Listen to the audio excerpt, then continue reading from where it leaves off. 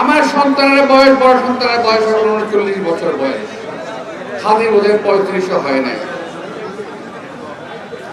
স্নেহতুল্য স্নেহভাজন এই ছেলের উপরে আঘাত করাতে আমি মানসিকভাবেও অত্যন্ত বেশি ক্ষতিগ্রস্ত হয়েছি গতকাল। প্রিয় ভাইরা, আমাকে সবচেয়ে প্রথম ফোন করেছে রিজভী আহমদ, আপনি এখন কোথায়? আমি বললাম যে ভাই আমি যাচ্ছি। তাহলে হ্যাঁ, আপনাকে যাওয়ার জন্য ফোন করেছিলাম। অর্থাৎ ওই মুহূর্তে রিজভীর ভিতরে একটা ঝড় তুলেছে, সে বিশেষ কাজে ছিল, বোধহয় যেতে পারে নাই, আমাকে বললো আপনি একটু যান। তখন আমি মোটামুটি অলমোস্ট চলেই গেছি ওখানে।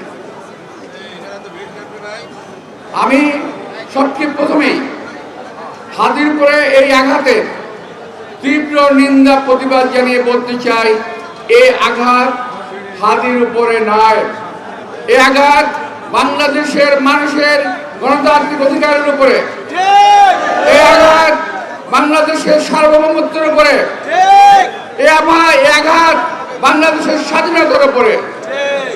প্রিয় ভাইরা, এটাকে আমাদের প্রতিরোধ করতে হবে। এই অপশক্তির কালো হাত ভেঙে দিতে হবে, এদেরকে দাঁত ভাঙার জবাব দিতে হবে।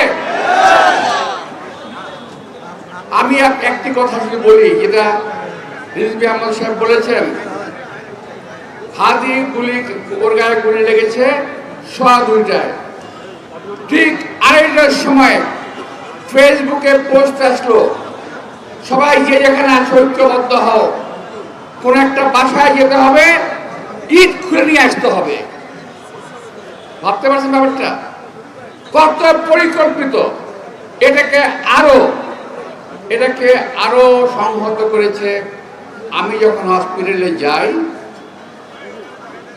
তখন তারা আক্রমণাত্মক স্লোগান দিচ্ছিল।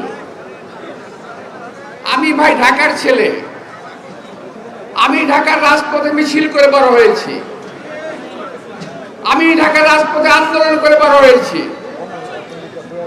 আমার বয়সটা একটু বেশি হয়ে গেছে, শান্ত থেকেছি, নীরব থেকেছি, কিন্তু ওই মুহূর্তে যদি আমার নির্দেশনা পেত তাহলে তোমাদেরকে তুলোচনা করতে আমাদের ছেলেরা, কিন্তু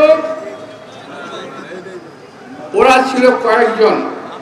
কিন্তু সবচেয়ে ইন্টারেস্টিং বিষয় হলো 150 থেকে 200 ছেলে, এরা কেউ হাদির সমর্থক নয়, এরা বিশেষ একটি রাজনৈতিক দলের অঙ্গ সংগঠনের কর্মীরা।